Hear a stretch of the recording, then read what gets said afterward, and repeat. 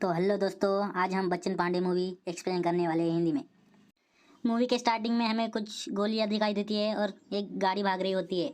तभी गाड़ी के नीचे से हमें एक लड़की दिखाई देती है जिसका नाम होता है मायरा। और मायरा एक कैमरा ऑपरेटर होती है जहाँ फिल्म की शूटिंग हो रही होती है। और अभी फिल्म की शूटिंग पूरी हो चुकी होती है। तभी हमें फिल्म के प्रोड्यूसर दिखाई देते हैं और वो मायरा से बहुत खुश होते हैं और वो मायरा की थोड़ी तारीफ कर देते हैं। यही बात डायरेक्टर को अच्छी नहीं लगती और वो डायरेक्टर आके मायरा को बुरा भला कहने लगता है। मायरा को ये बात अच्छी नहीं लगती, उन्हें बहुत बुरा लगता है। तभी मायरा के पिता को दिखाया जाता है जो जो मूवी के लिए लाइट पकड़ने का काम करते थे। तभी सीन शिफ्ट होता है एक फ्लैट की तरफ। वहाँ हमें दिखाई देते हैं मायरा और उसके पिताजी। और तभी मायरा से बात कर रहे होते हैं, आप ये जॉब छोड़ क्यों नहीं देते। तभी वो कहते हैं मैं तुम्हें मूवी बनाते हुए देखना चाहता हूँ और वो दोनों इमोशनल हो जाते हैं। तभी सीन शिफ्ट होता है मूवी के प्रोड्यूसर की तरफ और मायरा उनसे मूवी बनाने की बात कह रही होती है। तभी प्रोड्यूसर उन्हें बताता है उसे गैंगस्टर पर मूवी बनानी चाहिए। ये बात सुनकर मायरा कुछ सोचने लग जाती है। उसे लगता है कि उसे भी गैंगस्टर पर मूवी बनानी ही चाहिए। तभी वो किसी जर्नलिस्ट के पास जाती है और उसे कहती है कि मुझे गैंगस्टर पर मूवी बनानी है। वो जर्नलिस्ट उसे गैंगस्टर के नाम बताती है और सजेस्ट करती है किसी एक गैंगस्टर पर मूवी बनाने के लिए। तभी वो बच्चन पांडे का नाम सजेस्ट करती है और मायरा उस नाम को लिख लेती है। तभी सीन शिफ्ट होता है शूटिंग के सेट पर जहाँ प्रोड्यूसर एक्टर से कुछ बातें कर रहे होते हैं। वहाँ मायरा उन्हें बताती है कि मैं एक गैंगस्टर पर मूवी बनाने वाली हूँ और मायरा उन्हें बताती है कि मैं बच्चन पांडे के ऊपर मूवी बनाने चाहती हूँ। तभी वहाँ खड़ा पुलिस ऑफिसर चौंक जाता है और उसे बताता है कि बच्चन पांडे बहुत बड़ा गैंगस्टर है और उसने हाल ही में कुछ हफ्तों पहले एक पत्रकार को जिंदा जला दिया। और साथ में ये भी बताता है कि बच्चन पांडे की एक आंख पत्थर की है। ये सुनकर सभी लोग चौंक जाते हैं। तभी मायरा कुछ सोच रही होती है और सीन शिफ्ट होता है कुछ लोगों की तरफ। वो लोग गाड़ी में से किसी आदमी को बाहर निकाल रहे थे और एक आदमी वहाँ पे बैठा हुआ था और हमें दिखाई देते हैं बच्चन पांडे। और ये वही आदमी होता है जिन्हें वो लोग बाहर निकाल रहे होते हैं और इस पर पेट्रोल डालकर उसे जिंदा जला दिया जाता है। और तभी कैमरा शिफ्ट होता है मायरा की तरफ। वो कुछ सोच रही होती है। वो सोचते सोचते सेट के बाहर आने लगती है और उसे ये लगता है कि वो अब बच्चन पांडे के ऊपर मूवी बनाएगी और वो मूवी बनाने के लिए बागवा गांव में चली जाती है। वो बागवा गांव में पहुंच जाती है। पहुंचने के बाद वो बस से नीचे उतरने लगती है और बस से नीचे उतरते ही उसे प्यास लग जाती है। वो पानी की दुकान पे जाती है जहाँ वो पानी की बोतल ले लेती है और छुट्टी अपनी जेब में रखती है। तभी उसके छुट्टे चोरी हो जाते हैं। तभी उसे लगता है कि उसके पीछे कोई है, इसीलिए वो उसको मारने के लिए भागने लगती है। तभी उसे धुएं में एक आदमी नजर आता है और वो और कोई नहीं उसका खुद का दोस्त विशु होता है। विशु और मायरा उसकी गाड़ी पर बैठकर विशु के घर जाने लगते हैं। विशु ने स्कूल में अपना घर बना लिया था और वो मायरा को लेकर घर आ जाता है। तभी विशु को मायरा की बैग में कुछ दिखाई देता है और वो उससे पूछता है ये क्या है।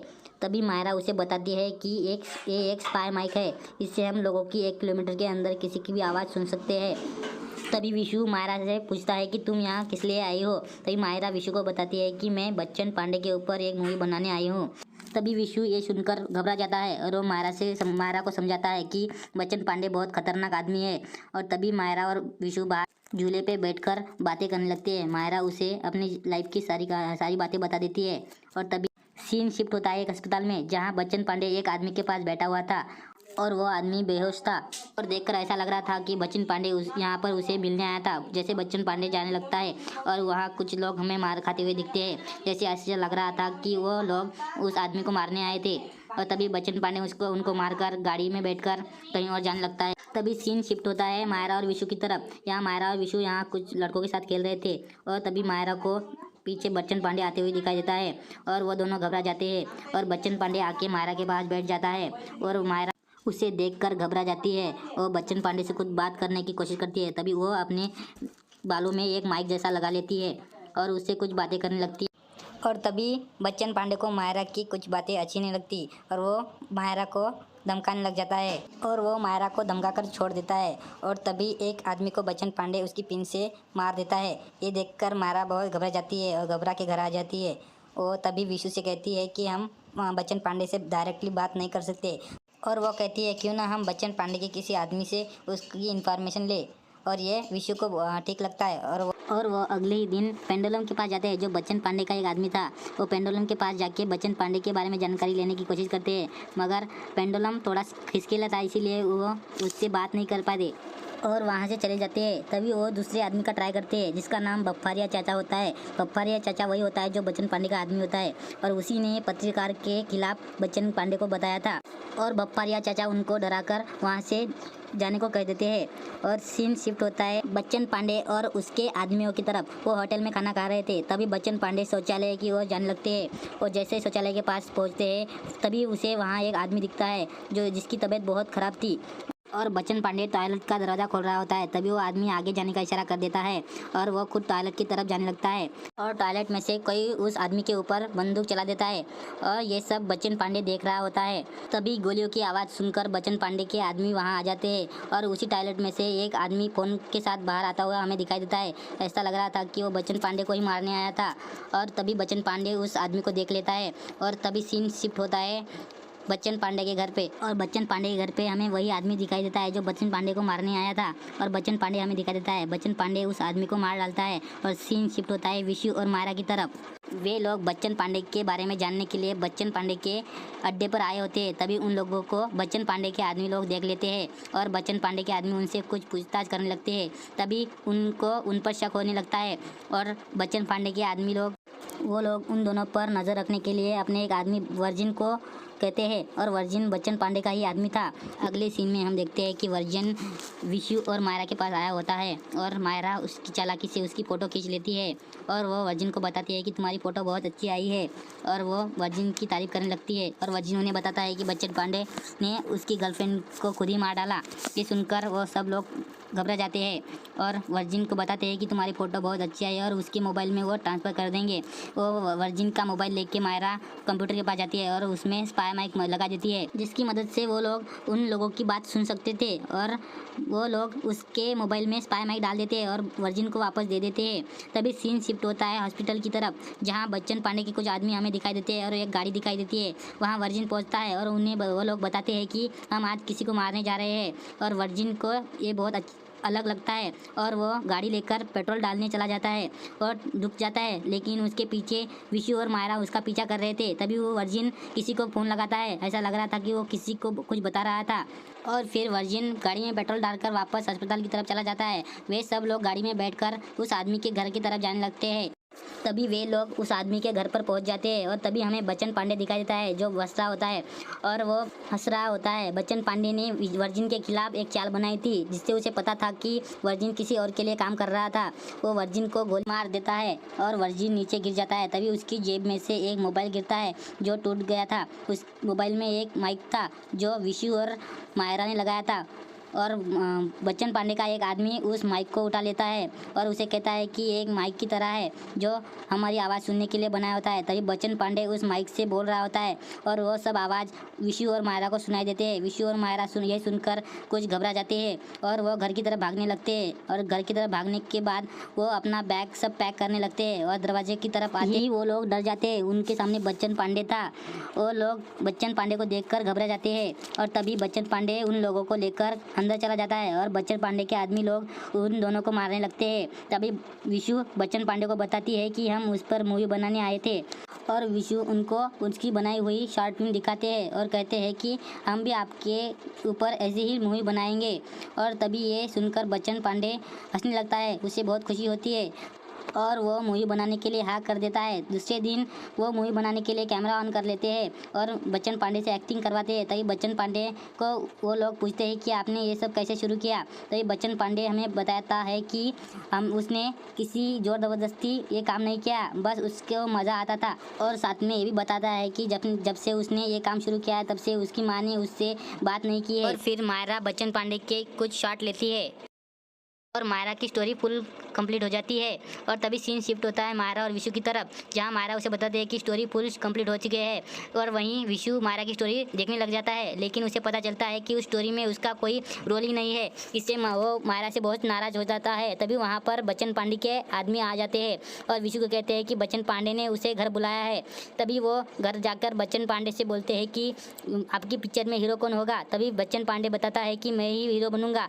ये सुनकर मायरा हंसने लग जाती है। तभी बच्चन पांडे को गुस्सा आ जाता है और वो मायरा को फिर धमकाने लग जाता है। ये देखकर मायरा बहुत घबरा जाती है और वो बस स्टॉप की तरफ आ जाती है। तभी हमें बच्चन पांडे के कुछ लोग दिखाई देते हैं और वो बताते हैं कि बच्चन पांडे बुरा आदमी नहीं है। तभी वो बच्चन पांडे की वो लोग पास्ट की स्टोरी सुनाते हैं। तभी हमें एक मेला दिखाई देता है जहाँ बच्चन पांडे और उसके आदमी लोग बैठे हुए होते हैं। तभी हमें एक लड़की भी दिखाई देती है जो रस्सी पर चल रही थी और उसे देखकर बच्चन पांडे उसकी तरफ जाने लगता है।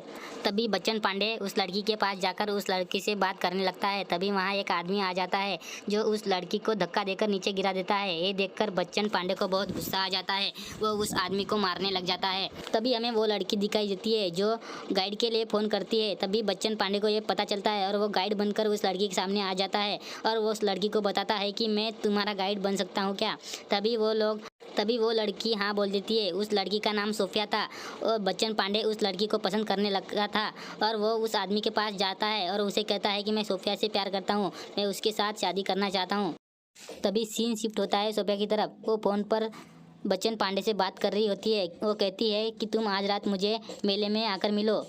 तभी बच्चन पांडे और सोफिया मेले में पहुंच जाते हैं और बच्चन पांडे भी मेले में पहुंच जाता है और उसे लगता है कि कोई उसके पीछे है। तभी वो मुड़कर देखता है। तभी बच्चन पांडे के आँख में किसी ने चाकू डाल दिया होता है और तभी हमें वही आदमी दिखाई देता है जिसने ही पहली बार उस लड़की को धक्का देकर नीचे गिराया था। अब वो आदमी उस लड़की के पेट में चाकू डालकर उसे नीचे फेंक देता है जहाँ बच्चन पांडे उसके पेट में चाकू देखकर उसे निकालने की कोशिश करता है। तभी ये सब देखकर लोगों को ऐसा ही लगता है कि बच्चन पांडे ने उसकी गर्लफ्रेंड को मार डाला। तभी हमें मायरा दिखाई देती है जो उस कहानी से बहुत अप्रोच हुई थी और मायरा ये सब सुनकर बहुत सैड होती है। तभी वो बच्चन पांडे के आदमियों के साथ चलने के लिए तैयार हो जाती है। तभी बच्चन पांडे का घर दिखाया जाता है और वहाँ पर मायरा और विशु बच्चन पांडे का टेस्टिंग सीन ले रहे होते हैं और उन्हें पता चलता है कि बच्चन पांडे को एक्टिंग नहीं आती। तभी मायरा बच्चन पांडे को कहती है कि तुम्हें एक्टिंग नहीं आती और मेरे प्रोड्यूसर इस मूवी पर पैसा नहीं लगाएंगे। तभी बच्चन पांडे उसे बताता है कि हम तुम्हारे प्रोड्यूसर को उठा लाए हैं। तभी हमें मूवी के प्रोड्यूसर दिखाई देते हैं। तभी विशु उन सबको बोलता है कि मैं एक एक्टिंग सिखाने वालों को जानता हूँ जो एक्टिंग बहुत अच्छी सिखाता है, उनका नाम भावेश सर है। और अगले ही दिन भावेश सर को विशु बुला लेता है और भावेश सर सबको एक्टिंग सिखाने लग जाते हैं। लेकिन उनको पता नहीं होता कि ये सब लोग गुंडे हैं।